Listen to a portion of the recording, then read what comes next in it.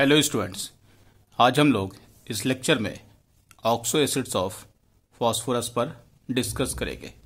तो सबसे पहले हम एक कॉमन ऑक्सो एसिड्स लिख रहे हैं, वो है H3PO4। H3PO4 का नाम जैसे हम लोग को मालूम है फॉस्फोरिक एसिड, ठीक है। फॉस्फोरिक एसिड्स के ऑक्सीडेशन स्टेट की बात करें तो यहां आपके पास हाइड्रोजन 3 है, फॉस्फोरस को P लिख दो। ऑक्सीजन की ऑक्सीडेशन स्टेट किसी कंपाउंड में -2 होता तो -2 × 4 -8 इज इक्वल टू 0। P हो जाएगा -5 यानी P + 5। तो ऑक्सीडेशन स्टेट इनका यानी फॉस्फोरिक एसिड का +5 है। अब इसके बाद यहां पर एक काम और करते हैं कि इनमें से एक ऑक्सीजन हटा लेते हैं, ठीक है। जैसे एक ऑक्सीजन हटाओगे तो इनका फॉर्मूला आ जाएगा H3PO3। फिर से यहां एक काम और कि इनमें से एक ऑक्सीजन और माइनस कर लो। जैसे ही ऑक्सीजन माइनस करोगे तो इस केस में ये फॉर्मूला बन जाएगा H3PO2, ठीक है। अब एक ऑक्सीजन के हटने के बाद इसमें 2 यूनिट कम हो जाएगा, यानी इसका ऑक्सीडेशन स्टेट आप अगर कैलकुलेट करोगे तो +3 आएगा, नहीं तो आप डायरेक्ट निकाल सकते हो। और इसमें भी 2 यूनिट कम कर लो तो ये हो गया 1। अब इन केमिकल की नेमिंग में हाईएस्ट ऑक्सीडेशन स्टेट में इक लगा हुआ है, तो उससे कम वाले में हम लोग यहां पर लिखेंगे अस, यानी कि इसका नाम हो जाएगा फॉस्फोरस एसिड। ये हो गया फॉस्फोरस एसिड। और इस वाले केमिकल वाले में क्या है, यहां पर भी फॉस्फोरस एसिड लिख दो, लेकिन इनमें लीस्ट ऑक्सीडेशन स्टेट में हम लोग यहां पर नाम के आगे हाइपो लगा देंगे।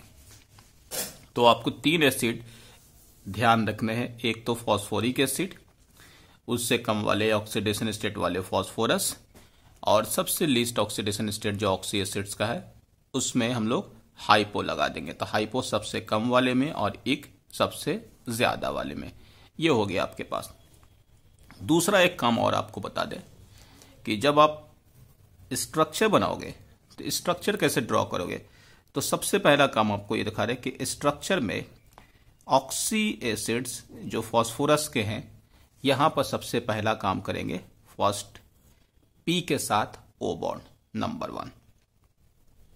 नंबर 2 क्या करेंगे कि ये जो बॉन्ड है ये रहने देंगे, और नंबर 2 में यहां पर OH लगा देंगे। ये काम करेंगे। बाकी जो और अगर आइटम हो तो उसको हम लोग यहां पर लिख देंगे। पहला काम क्या करेंगे, P के साथ O और उसके बाद OH। तो चलो हम लोग यहां से स्ट्रक्चर बनाना शुरू करते हैं। तो सबसे पहले यहां पर आपके लिए ये देखिए, ले लिया P के साथ ले लिया O फर्स्ट। दूसरे नंबर पर यहां पर आ गया OH आ गया, ठीक है। अब इसके बाद यहां पर बचे हुए एटम क्या है, ऑक्सीजन 2 है, 2 लिख दिया। हाइड्रोजन आपके पास 2 है, फॉस्फोरस 1 है, तो 2 बचे हुए हाइड्रोजन में एक यहां लिख दो, एक यहां लिख दो। ये स्ट्रक्चर हो गया H3PO2 का। नेक्स्ट में ये स्ट्रक्चर लिखते हैं। ये देखो, फर्स्ट काम ये कर लिया PO। सेकंड काम हम लोग क्या करेंगे, यहां पर OH लिख देंगे, दूसरा हो गया। थर्ड नंबर पर क्या करेंगे बताओ। थर्ड नंबर पर यहां पर हाइड्रोजन कितने हैं और ऑक्सीजन, तो ऑक्सीजन अभी आपके पास 2 लिए हैं, एक बचा हुआ, तो एक ऑक्सीजन को पहले हाइड्रोजन के साथ जोड़ दो। अब एक हाइड्रोजन और बचा है, उसको लिख दो। ये हो गया आपके पास स्ट्रक्चर। नेक्स्ट में फिर से P के साथ ले लो O, इसके बाद यहां पर आ जाएगा OH नंबर 2 पर। बाकी 2 ऑक्सीजन और 2 हाइड्रोजन है, तो एक OH यहां लगा दो, एक OH और लगा दो। ये हो गया आपके पास तीनों एसिड का स्ट्रक्चर। मुझे सिर्फ यही एसिड आपको समझाने थे, आगे के जितने भी एसिड है इन्हीं स्ट्रक्चर को हम लोग यहां पर रिपीट करेंगे। ठीक है, ऑक्सीडेशन स्टेट एक बार फिर से लिखते हैं। ये हो गया +5, ये हो गया +3 और ये हो गया +1। ये 3 एसिड के स्ट्रक्चर हमने ड्रॉ कर दिए। अब यहां पर आते हैं नेक्स्ट में, यहां पर पायरो एसिड के लिए। तो यहां से सबसे पहले एक एसिड से शुरुआत करते हैं। पहला एसिड है H3PO3। H3PO3 इस एसिड को हम लोग यहां पर अभी नाम लिखा फॉस्फोरस एसिड।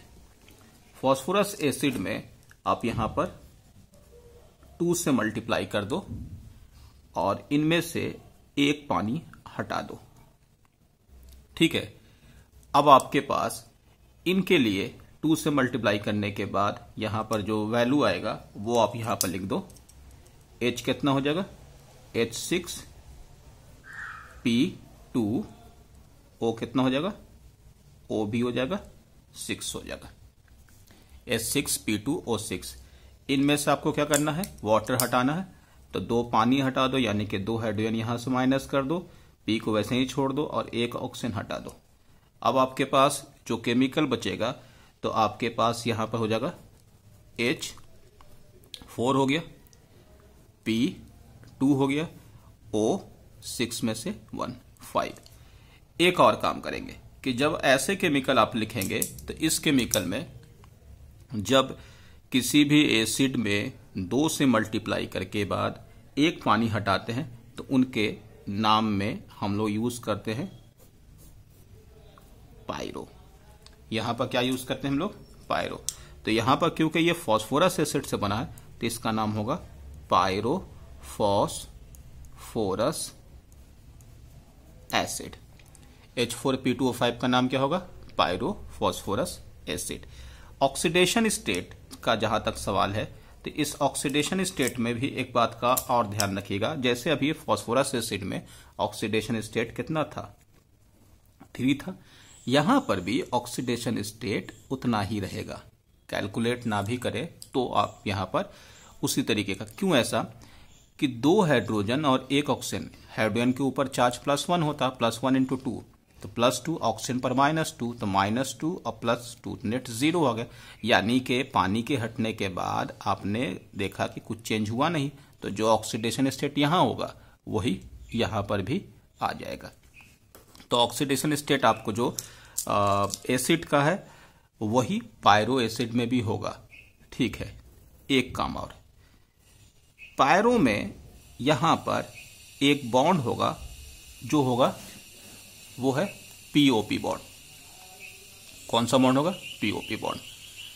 जहां पर भी, क्योंकि अभी हम फॉस्फोरस का स्ट्रक्चर बना रहे हैं तो पायरो का जब नाम आएगा तो वहां पर कौन सा बॉन्ड होगा, POP। अगर वहां पर सल्फर होता तो SOS बॉन्ड होता। तो पायरो में कौन सा बॉन्ड होगा, POP बॉन्ड। तो यहां पर पायरो फॉस्फोरस एसिड से आपके इस बॉन्ड को सबसे पहले ये आपने लिख दिया POP बॉन्ड, ये हो गया। इसके बाद पहला काम क्या करेंगे, O लगा दो, इसमें भी लगा दिया मैंने, O लगा दिया, PO लगा दिया।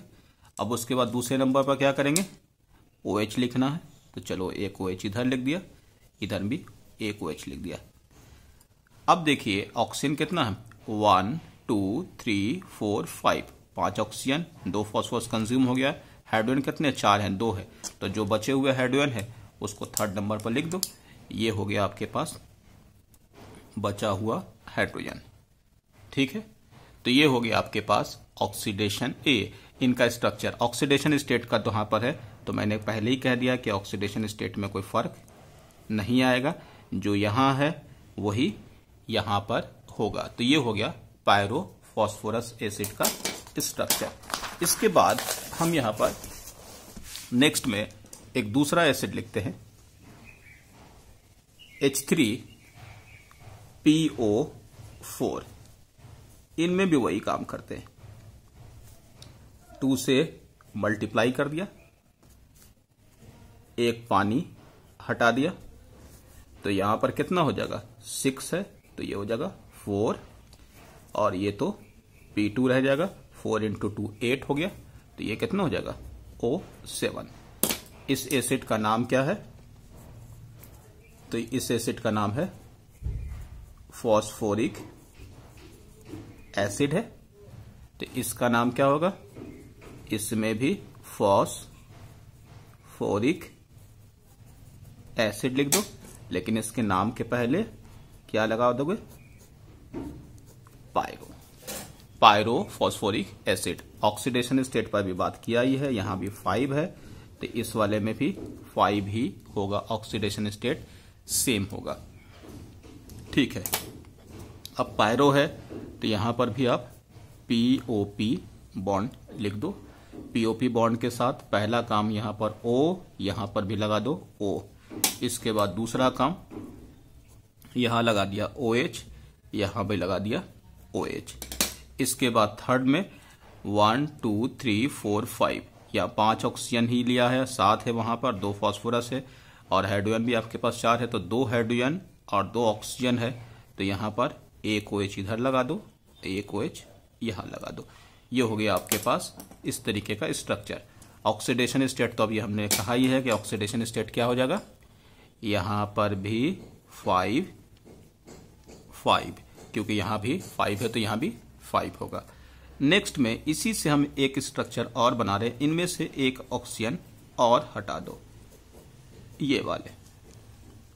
जैसे ऑक्सीजन हटाओगे तो यहां आपके पास PO OH PO OH OH वैसे ही रहने दो।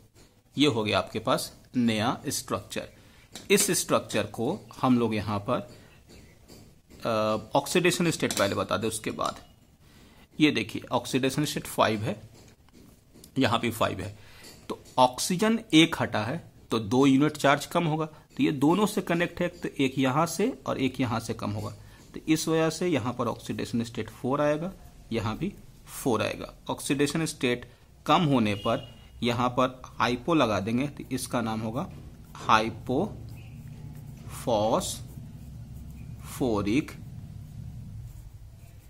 एसिड। हाइपोफॉस्फोरिक एसिड फॉर्मूला बता दो, H4P2O6। H4P2O6 का स्ट्रक्चर अगर आपको दिया जाए तो आप बना लोगे इस तरीके से। देखो H4P2O6 हो, H4, तो जब भी H4P2O6 याद आए तो आप H4P2O7 के स्ट्रक्चर में से आप यहां पर से एक ऑक्सीजन हटा लो तो आपको H4P2O6 का स्ट्रक्चर मिल जाएगा। तो इस लेक्चर में हम लोग यहीं तक, आगे के लेक्चर में यानी कि ऑक्सो एसिड्स पार्ट 2 में H3P3O9 H4P4O12 और उसके बाद H5P3O10 H6P4O13, ये कुछ एसिड्स हैं, इनके स्ट्रक्चर कैसे बनेंगे इन पर हम लोग डिस्कस करेंगे। ठीक है, ओके, थैंक यू।